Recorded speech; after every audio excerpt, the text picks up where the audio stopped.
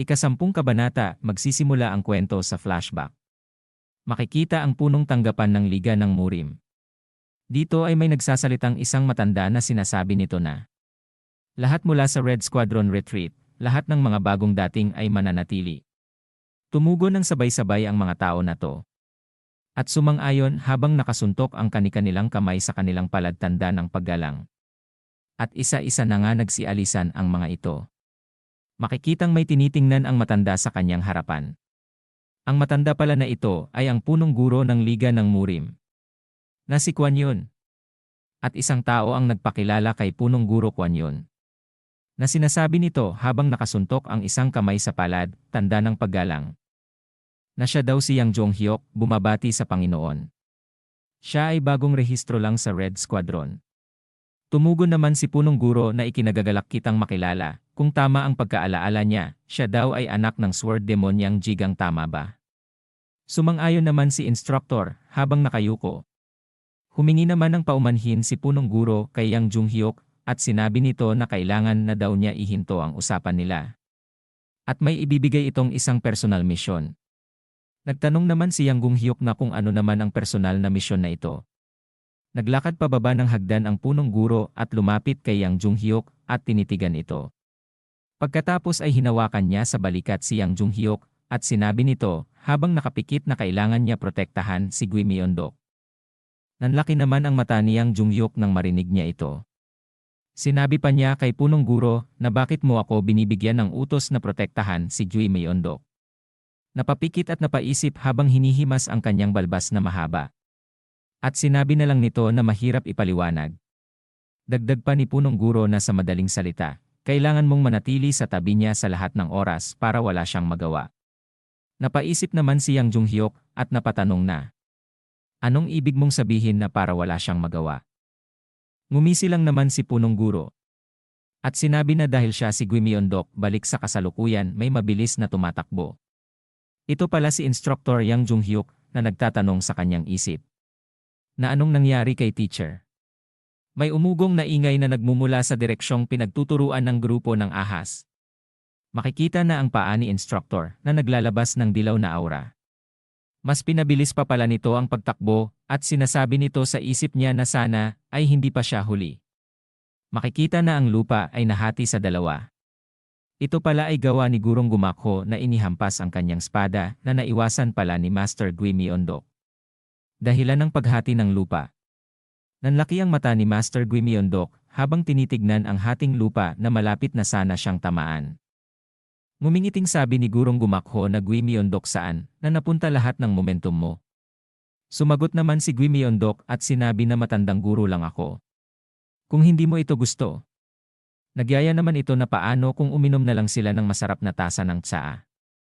Hinawakan ng mahigpit ang espada ni Gurong Gumakho at naglabas ng sobrang lakas na dilaw na aura at sinasabi na imbis na magsaa bakit hindi mo saluhin ang aking atake. Nagulat naman si Master Gui Myeon-dok na nakatingala sa ere. Tumalon na pala si Gurong Gumakho handa nang ihampas ang kanyang espada kay Master Gui Myeon-dok. Isang malakas na kulay dilaw na linya matapos niyang maihampas ang kanyang espada.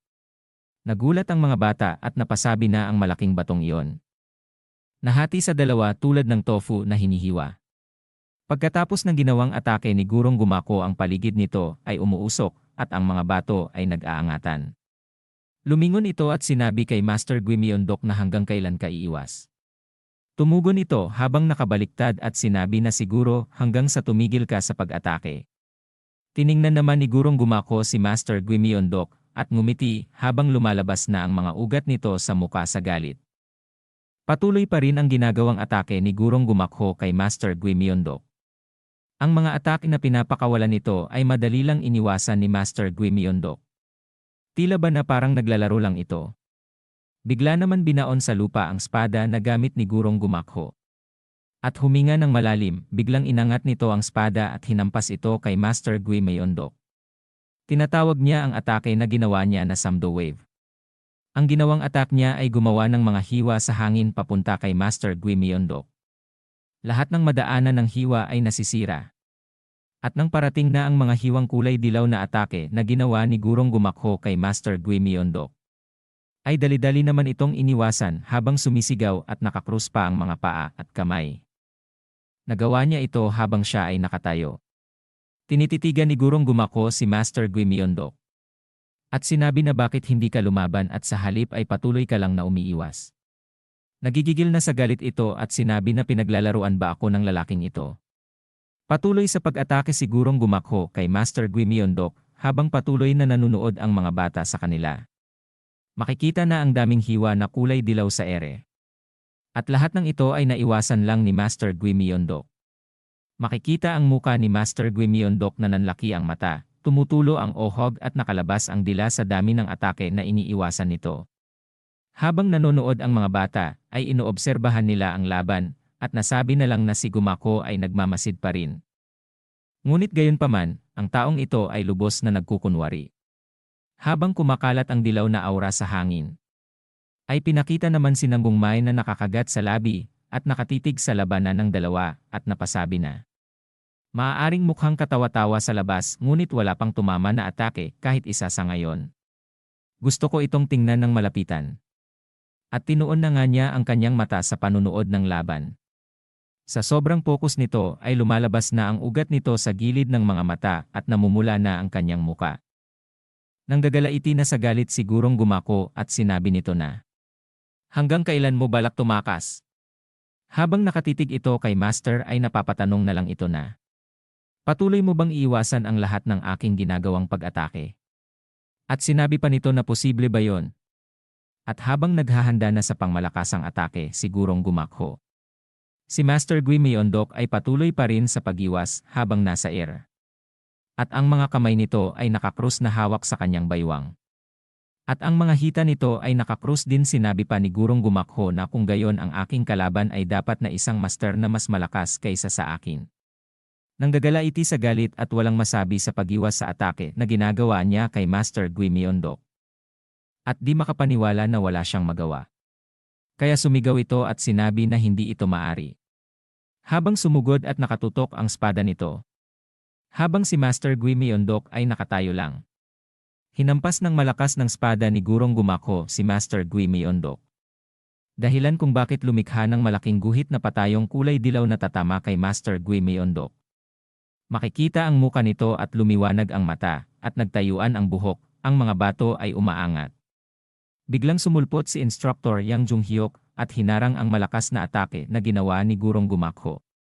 Sa sobrang lakas ng salpukan ng nagawa ng kanilang espada ay gumawa ito ng napakalaking kislap na kulay dilaw. Seryosong sinabi ni Instructor Yang Jung-hyuk na pasensya na sa pagiging huli habang kumikislap ang paligid nito. At dito nagtatapos ang Kabanata 10. Humingi ng paumanhin si Instructor Yang Jung-hyuk sa pagiging huli nito na may seryosong muka. Makikita ang lakas ng salpukan ng malaking espada ni Gurong Gumako at espada ni Instructor Yang Jung-hyuk. Sa sobrang lakas ang kinakatayuan ni Instructor ay nawasak at isang malakas na impact ang nagawa nila. Mas lalo pang nilakasan ang ginawang atake ni Gurong Gumako sa sobrang lakas ang buong paligid na pinaglalabanan nila ay nawasak. Habang si Master Gui Myeondok ay nakatayo at nanunood sa kanilang gilid.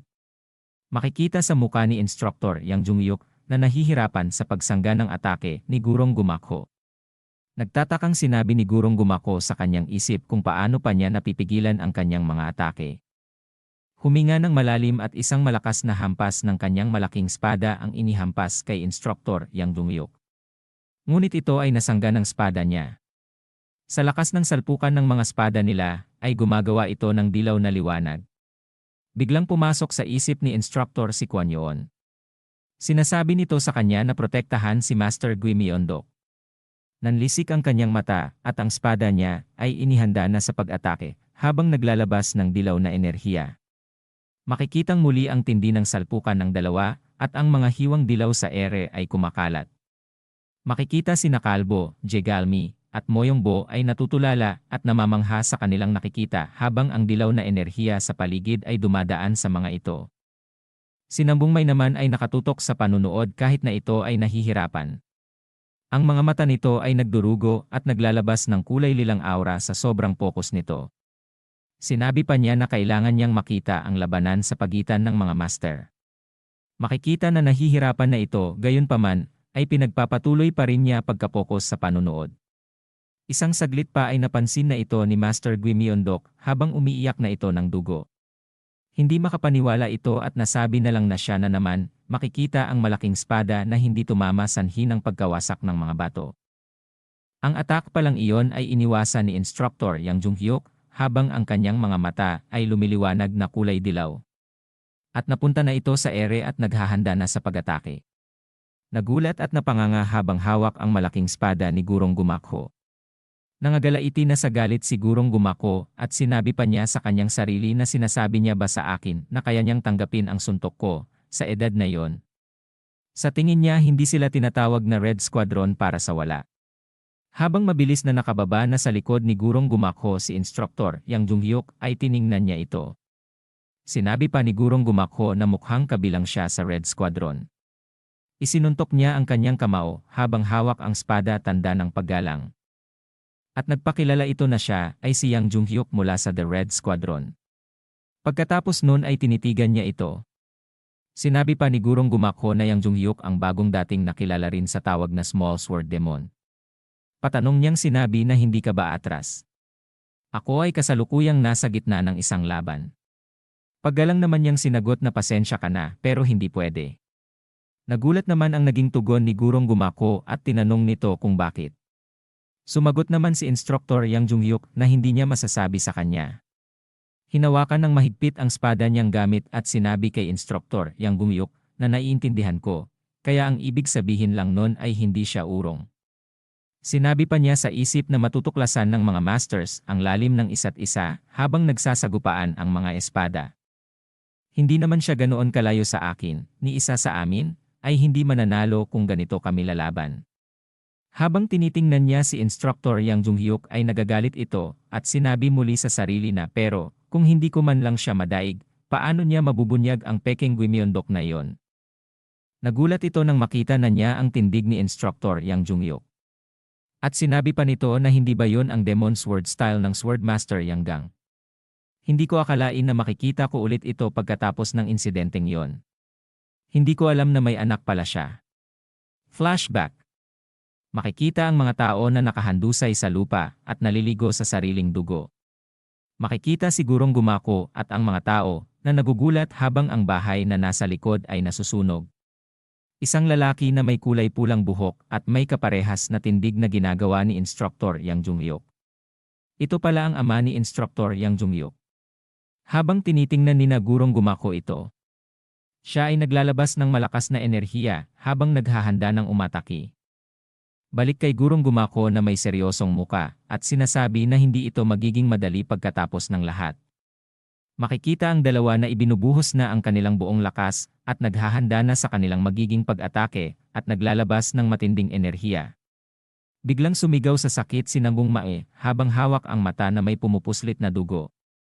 Parehong nagulat si Gurong Gumakho at Instructor Yang Jung-hyuk at tumigil ang kanilang laban. Nilapitan ito ni Kalbo Jigalmi at Moyongbo na nag-aalala sa kanya. At nang tinangal na niya ang kamay sa kanyang mata makikita na ito ay nakapikit at tumutulo pa rin ang dugo na gagaling sa kanyang mata.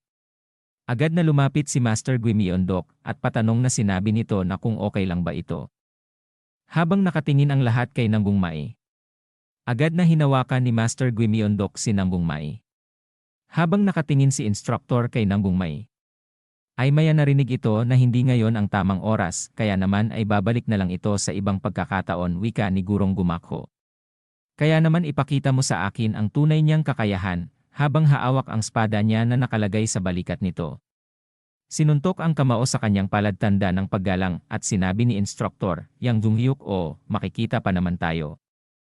Sumagot naman si Gurong Gumakho habang naglalakad papalayo. At sumang-ayon ito na makikita pa naman sila. Habang papalayo si Gurong Gumakho pinapagaling naman ni Master Guimyondok si Nangbong Mae na hinahawakan sa mata. At ang isang kamay nito ay nagliliwanag habang nagagalit ito. Pagkatapos ay nilingon ng matalim na titig niya si Gurong Gumakho. Sumapit na ang gabi. Dito sa looban ng palasyo makikita si Gurong Gumakho malapit sa hagdanan na nagmeditate at naglalabas ng enerhiya. Habang iniisip niya ang pangalang Guimyondok ay natatanong niya sa isip kung sino ba talaga ito at ang tunay niyang pagkakakilanlan. Habang taimtim na nagmeditate, sinasabi pa nito sa kanyang isip na halatang mahina ang itsura niya pero kakaiba niyang naiwasan lahat ng atake ko. Sa palasyong ito ay may sumisigaw sa pangalan ni Gurong Gumakho. Nagulat naman ito nang marinig niya ang pangalan niya. Lumingon ito at nagtataka kung sino ito at patanong niyang sinabi sa isip kung namali lang ba ang pagkarinig niya. Huminga ng malalim at bumalik sa pagmeditate niya. At biglang nagulat ito nang may marinig siya sa kanyang likuran na isang salita. Patanong nitong sinabi na kamusta naman ang bimu na hiniling mo. Mabilis na kinuha ang espada niya at hinampas ito. Pagkatapos ay dumistansya. Ang bimu ay isang patas. Nalaban hanggang sa alinman sa isa ay patay. O malubhang nasugatan. Nagtanong si Gurong Gumakho kung sino ito.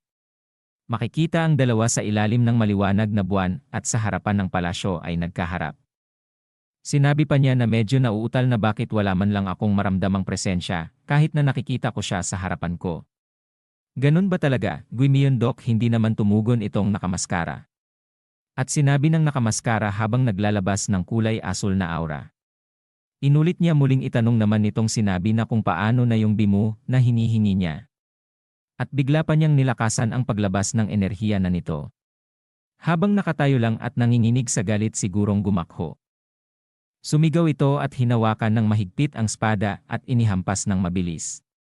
Nagmula sa gilid papunta sa nakamaskara, makikita ang nakamaskara na naglalabas ng sobrang lakas na aura at itinaas ang hintuturong daliri habang patama na ang espada ni Gurong Gumakho. Nang tatama na ang espada ni Gurong Gumakho, ito ay sinalubong ng isang hintuturong daliri. Sa hindi inaasahan ni Gurong Gumakho, ang espada nito ay nabasag. Laking gulat nito at napanganga na hindi makapaniwala.